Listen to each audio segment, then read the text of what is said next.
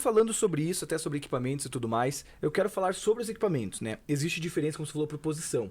Eu gostaria de começar pelo shoulder, que eu sei que essa tem bastante diferença. Qual é a principal diferença entre um shoulder de defesa, DBs, do quarterback? Gino, existe muita questão técnica e a melhor maneira de mostrar era estar com o equipamento em Sim, mãos claro. aqui e demonstrando. Mas, por exemplo, vamos falar de jogadores de linha ofensiva, defensiva, jogadores de muito contato, que vamos chamar de power players. Esses caras, por terem muito contato, o tipo de shoulder acaba sendo diferente. Então, por exemplo, um power player, um linebacker. O que é indicado para um linebacker? Um shoulder levinho?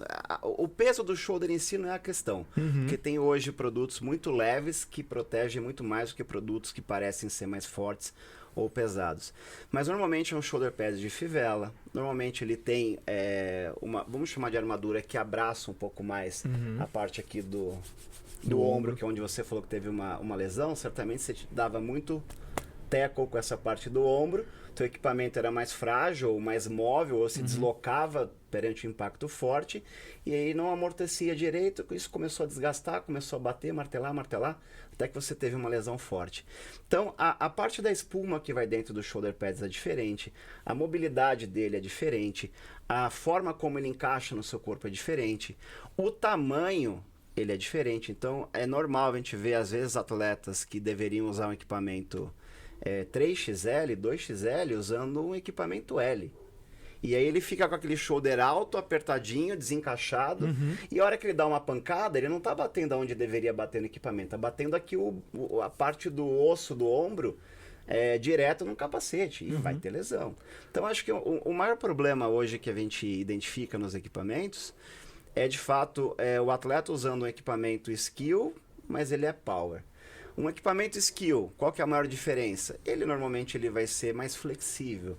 Então, um equipamento de um receiver, ele tem que permitir mais mobilidade nos braços, ele tem que ser um equipamento de fato leve, ele tem que ser confortável na parte do peitoral, não pode estar te espremendo.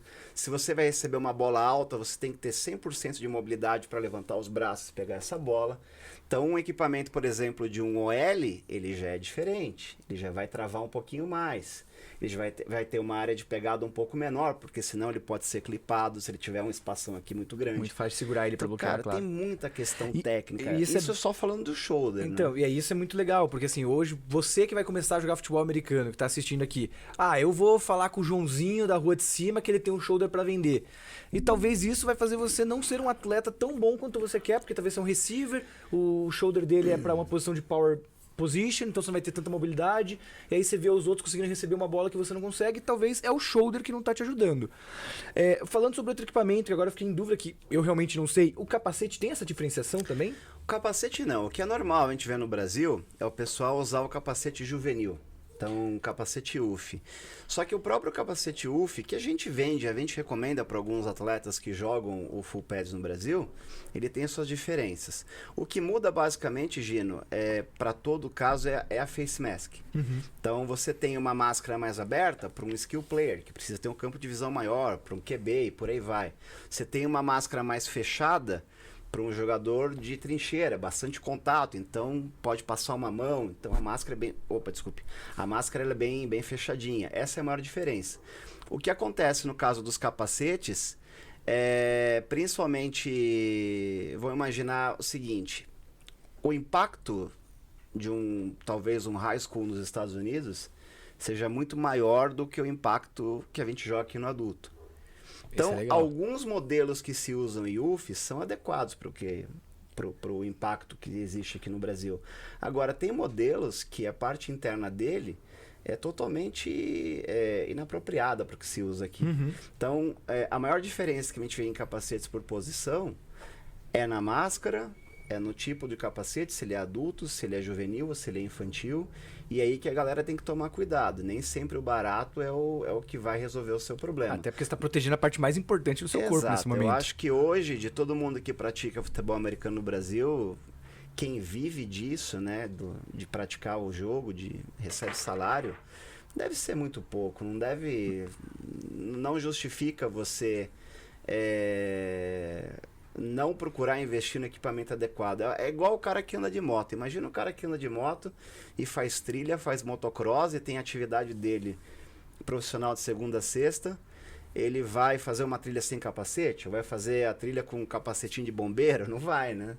Se ele tomar uma pancada, ele vai colocar em risco a saúde do trabalho dele, da família, do sustento, enfim. Então, com certeza. Tem que tomar cuidado com isso. Falando ainda de equipamento, eu comecei, pelo menos, né? E acredito que muita gente começou assim, com chuteira de soccer, né? Futebol tradicional. Ah, normal. E tem diferença? Porque ou é tudo trava? Não, a diferença é absurda. Formato de trava, por exemplo, a maioria das chuteiras de futebol americano, elas têm um dentinho na frente, uma trava na frente, né? Por quê? Porque é um jogo com muita mudança de direção brusca, você precisa desenvolver uma rota, você precisa corrigir e marcar um receiver, você é um running, precisa trocar a direção de forma rápida, você vai trabalhar muito com a ponta dos pés.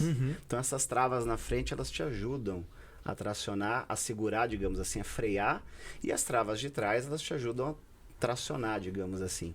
Formato de trava é diferente, tem chuteira que tem trava redondinha, tem chuteira que tem trava em fórmula de triângulo. Então, a maior diferença, digamos assim, da chuteira de soccer para a chuteira de futebol são as travas. Essa é a número 1. A número 2 é a durabilidade. Então, imagina que uma chuteira de soccer, ela precisa proporcionar ao player o tato com a bola. Então, você vai chutar a bola, você precisa sentir a bola. Não pode ser muito grossa no peito do pé, na ponta do pé. Ela tem que ser resistente e tem que te proporcionar, colocar o efeito que você precisa na bola. No futebol americano, não. Ela precisa te proteger, ela precisa aguentar essas mudanças de direção muito bruscas. Então, o material dela é bem diferente também. Isso é legal você falar. Então, o kicker pode até usar uma chuteira de soccer, então, já que tem que chutar? O kicker usa uma chuteira de soccer. Ah, legal. Eu desconheço kickers que não usam chuteira de soccer. Por quê? Porque ele precisa do tato com a bola. A diferença, claro. Ele precisa sentir a bola igual uma bola de soccer. Então, o kicker, normalmente... Eu já vi kicker usando, por exemplo, o kicker é destro. Ele usa no pé esquerdo uma chuteira de futebol, de skill player, para ajudar talvez a travar, e na chuteira onde ele chuta a bola, ele usa uma chuteira de soccer. E é legal até falar, porque as chuteiras também tem diferença, né? Eu sei que da OL algumas vezes vai um cano longo para poder deixar o tornozelo fixo. O cano da chuteira, ela ser cano baixo, cano médio ou cano longo, Gino, está muito relacionado também a perfil de posição, e acho que hoje ao perfil do atleta. Então, por exemplo, você era DB, você jogava de chuteira cano médio... Eu gostava do médio. Do médio. O Cleverson jogava com chuteira de cano baixo. Pra quem não sabe, o Cleverson, ele é um jogador que jogou no Croco, da seleção brasileira, que também é sócio na loja. Então, isso varia muito, Gino. Eu acho que o modelo, por exemplo, o jogador de OL. É difícil você ver um jogador da OL com cano baixo. Sim. O Delmer só joga com cano baixo. Que é outro jogador de seleção brasileira, que é um DL. Vai explicando. Então, existem diferenças. Por quê? Ele está mais acostumado, incomoda o tornozelo dele, o machuca. Então, isso é muito... Mas então, questão assim, da chuteira, assim, essa específica para o L, essa de... Existe. Tem diferença, mas depende muito da pessoa. É raro você ver um jogador de linha ofensiva e defensiva usar uma chuteira de cano baixo. Ou ele vai usar uma chuteira de cano médio ou vai usar uma chuteira de cano alto. E aí existem modelos de cano alto para skill players, existem modelos de cano alto para power players. Perfeito. Então é bem diferente. Queria falar sobre uma coisa sobre futebol americano no mundo e os seus equipamentos. Porque eu sei que aqui na loja de vocês têm uma marca que até então não era conhecida no Brasil, que é a Champro, correto? Sim. Portuguesada Champro, né? Então, fica mais fácil. E aí eu te pergunto, tem diferença assim, é só nos Estados Unidos que fazem equipamentos de futebol americano ou você conhece em outros lugares que fazem? Gino, digamos assim, vamos falar de indústria, né? Hoje a Ásia domina a produção massiva de diversos produtos, né? E no caso dos esportes americanos não é diferente, desde uma bola até um equipamento. Então existem equipamentos feitos nos Estados Unidos e a grande maioria dos equipamentos que é vendido no mercado são produzidos na Ásia. E hoje é normal, a Nike trabalha dessa forma, a Adidas, todas as marcas trabalham dessa forma. Então existem de fato muitas marcas que não chegam ao Brasil. Então, por exemplo, se você pegar, vamos falar de outro esporte, existem algumas marcas de calçados na NBA que patrocinam atletas na NBA. Klay Thompson, por exemplo, do Golden State Warriors, joga com uma marca chinesa. O produto é excelente, O produto, ele vai competir em termos de tecnologia e qualidade com qualquer marca top americana, como Nike, sei lá. E ele vai entregar performance, às vezes, até com inovação do que essas marcas têm. Então, hoje existe... Antes, as empresas chinesas eram acusadas de copiar muito o design das marcas alemãs e americanas. Já existe casos do contrário. Já existem empresas chinesas processando a Nike, por exemplo, por copiar o design e a tecnologia de um tênis chinês. Que legal. O tênis do Zion, o Jordan do Zion, que está sendo lançado agora nas NBA Store, ele está sendo acusado de plagiar a tecnologia de um calçado chinês. Então, hoje, as marcas são muito grandes, Gino.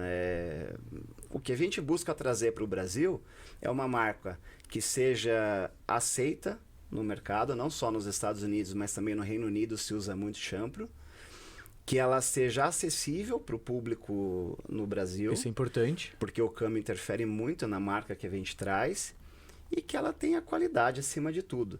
Entenda uma coisa, não é porque a marca é desconhecida que ela é ruim. Não, você pode não conhecer a marca.